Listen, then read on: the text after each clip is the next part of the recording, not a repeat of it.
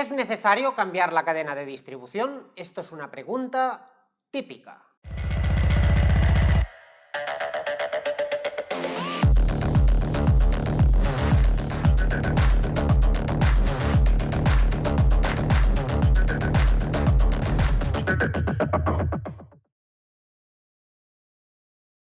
Y la respuesta, pues variopinta, como la gran mayoría de cosas en automoción. Nos guste o no, aquellas piezas sobredimensionadas que soportaban cualquier tipo de trabajo más allá de las necesidades propias de un motor, han pasado a mejor vida. Y han pasado a mejor vida por muchos factores, pero especialmente porque para optimizar algo, lo que no puede es sobrarnos peso. O sea, si nosotros necesitamos ejercitar o ejercer una fuerza determinada con un material y nosotros dimensionamos más ese material, pues por supuesto soportará más presión. La fuerza necesaria para poder mover ese tipo de producto será mayor. Y este es el crucial. Realmente cuando nosotros intentamos mantener un motor en marcha, necesitamos una cantidad de carburante que permita el movimiento propio de ese motor. Es imposible poder conseguir que este mínimo sea cada vez más reducido si no adelgazamos todas las partes de un motor. Pues bien, este mínimo que permite un motor tenerlo en marcha, está claro que es un consumo desperdiciado, es una pérdida en toda regla, lo miremos por donde lo miremos, puesto que en ese mínimo no nos permite tampoco realizar ningún tipo de trabajo o esfuerzo. Por tanto, esto significa una pérdida considerable tanto en recursos de hidrocarburos como también una contaminación específica de dióxido de carbono, CO2. Dentro de un motor, buscando precisamente este tipo de adelgazamiento, ya se han trabajado muchas de las áreas. Si os acordáis, los árboles de levas eran todos de fundición, ahora son la gran mayoría tubulares, los pistones pesan menos, las bielas también, bulones también, y se ha ido trabajando absolutamente todas las áreas. No debe sorprendernos que los kits de distribución también se han trabajado, y evidentemente no para mejor. Cuando digo no para mejor, no significa que el material de hoy sea peor que el de hace años, sino que hemos reducido la masa en movimiento, que es el hándicap que debemos tratar. Claro, una cosa es consecuencia de la otra. Si nosotros adelgazamos todas las partes del motor, pues evidentemente esto nos permite disponer de una masa en movimiento inferior en masa propiamente. Por tanto, las inercias susceptibles a generar algún tipo de tensión extra sobre una transmisión serán inferiores. Y por tanto nos aparecen este tipo de cadenas que, si os fijáis, realmente existe una diferencia bastante evidente entre lo que era una cadena de antaño y lo que es una cadena actual. Y sí que es cierto de que este adelgazamiento más tirando hacia lo que es una cadena de bicicleta o motoligera debería de poder soportar exactamente lo mismo que esta otra de aquí. Lo que sucede es que esto no siempre es así. Y es que en esta ocasión quizás las marcas no han sido capaces de reaccionar a tiempo y mostrar la necesidad de sustitución de este tipo de elementos en un mantenimiento preventivo. Es precisamente por este motivo que hoy nos toca este conjunto que es bastante controvertido, puesto que la gran inmensa mayoría de personas piensan que un kit de cadena de distribución es irrompible. Y esto no es del todo correcto. De hecho, no lo ha sido nunca. No hay nada que no se rompa. La cuestión es cuándo lo hace. Podríamos llegar a caer en el error de pensar que como hemos adelgazado todas las partes del motor, pues evidentemente el hecho de adelgazar la cadena mantiene el status quo. Si antes duraba más o menos para toda la vida útil de un motor, pues en la actualidad también debe poderlo hacer. Y es que las cosas no son tan sencillas. ¿Qué es precisamente lo que degrada un sistema de distribución? El primer factor a tener en cuenta, por supuesto, será siempre la lubricación. Cualquier tipo de elemento que está sometido a un trabajo extraordinario donde se generan unas fricciones determinadas, que exista una lubricación siempre va a permitir que este tipo de productos duren mucho tiempo. Y aquí es donde llega la diferencia primordial, y es el hecho de que no todos los lubricantes permiten una duración estimada más o menos semejante entre dos sistemas de distribución. Lo extenderemos más en otros vídeos, más orientados a la lubricación y cómo nos afecta sobre los materiales. En esta ocasión solo quiero que penséis que el no realizar un mantenimiento preventivo en materia de aceites y revisiones cotidianas afecta directamente a la mecánica y en especial a este sistema que es el que estamos tratando hoy.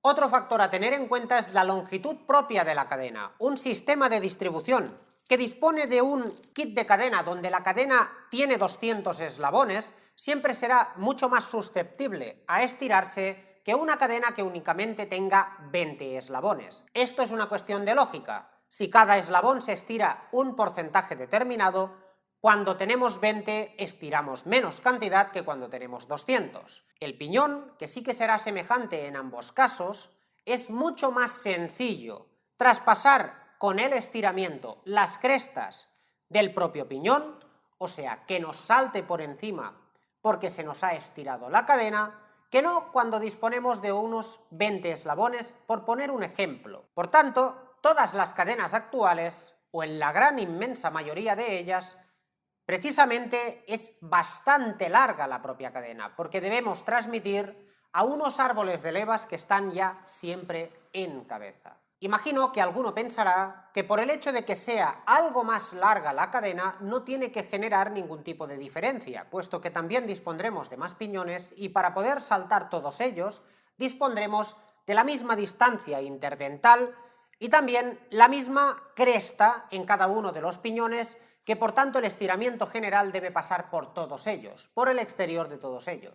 No, esto no es así, porque únicamente disponemos en un motor de un piñón que tiene tracción, en este caso el del cigüeñal. Y cuidado porque esto es importante. Todos los demás piñones no arrastran, únicamente frenan o bien mantienen una aceleración determinada cuando ralentizamos el propio cigüeñal. Por tanto, el trabajo siempre se ejecutará sobre un único piñón. De ahí precisamente que muchos piñones de distribución llevan una bandeja en la parte inferior que no permite que la propia cadena pueda saltar por el exterior de ese piñón. Lo habréis visto montado sobre todo en Mercedes. Otro factor importante para la degradación de la cadena es precisamente la masa, el propio material del que está construido y la cantidad del mismo que hemos empleado en la construcción. El cálculo de un sistema de distribución siempre estará ligado al trabajo que debe ejecutar. Además, le añadiremos un porcentaje de seguridad que permite evitar las roturas típicas. Pero cuidado, esto no siempre se puede llevar a la realidad, por supuesto porque hay miles, y digo miles, de factores que implican que este cálculo se nos vaya al traste. No en todas las unidades, por supuesto, ni en todos los modelos, ni en todas las marcas. Y aquí entramos precisamente en aquellos factores que implican una degradación bastante prominente del sistema de distribución. Entre ellos vamos a remarcar precisamente el estado del aceite, el no realizar las revisiones cuando toca, pues evidentemente afecta y bastante a este sistema. Otro factor más importante, si cabe, son las vibraciones del motor. Cuando decimos vibraciones del motor, no son las naturales del mismo, sino aquellas que van a generarse cuando tiene un comportamiento errático, y las asemejaremos a fallos de inyección, picado, detonaciones, contrarrotantes que no están equilibrados o bien no están sincronizados donde deberían estarlo. Todo este tipo de fallos, o esta agrupación de fallos que hemos mencionado, por supuesto afectan a otras áreas. Pero hoy la que nos ocupa es aquella que no vemos en ese momento. Cuando nosotros tenemos o disponemos de un fallo determinado en un motor, nunca jamás pensamos que pueda estar afectando al sistema de distribución.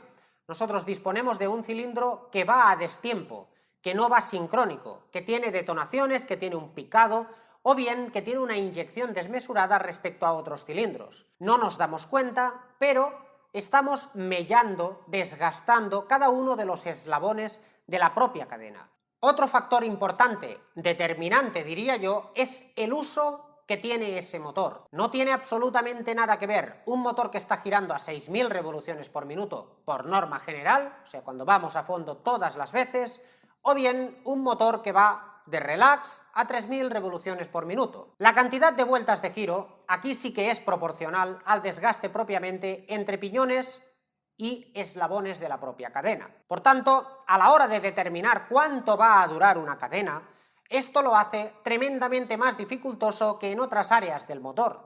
Y más allá del tipo de uso, aún hay algo bastante más directo a la hora de saber si vamos a durar bastante o bastante poco con un sistema de distribución, y es la conducción que nosotros ejercemos sobre el vehículo. Aunque no nos venga a la cabeza a bote pronto cuando pensamos en ello, cuando nosotros estamos teniendo una conducción, vamos a llamarle, más agresiva, por supuesto lo que estamos haciendo es acelerar a fondo, soltar el acelerador, volver a acelerar a fondo porque requerimos plena potencia en todos los casos. Intentar cambiar los ritmos es lo que genera un desgaste hacia adelante y hacia atrás en los piñones. Os habréis fijado en multitud de ocasiones que los piñones acostumbran a tener una forma nominal cuando son nuevos y conforme va pasando el tiempo van deformándose, comiéndose de una manera determinada. Esto no es por casualidad, es porque cuando estamos actuando sobre ellos hay una región en la que estamos realizando una mella mayor que en la otra. Por tanto, ese desgaste será proporcional a nuestra conducción y también al ritmo de giro del mismo. Vamos ahora con los síntomas que nos reflejan directamente que estamos teniendo un problema de distribución. Como norma general, la sonoridad que nos transmite el sistema de distribución será lo que nos alertará precisamente de que el cambio toca ya, más pronto que tarde, y esto será un reflejo directo de lo que está ocurriendo en el interior de la distribución. Pensemos que cuando disponemos de un tensor semejante a este, tiene un recorrido determinado. Este, precisamente, no tiene límite, por tanto podemos aprovechar toda la longitud del propio tensor, pero en general no es así.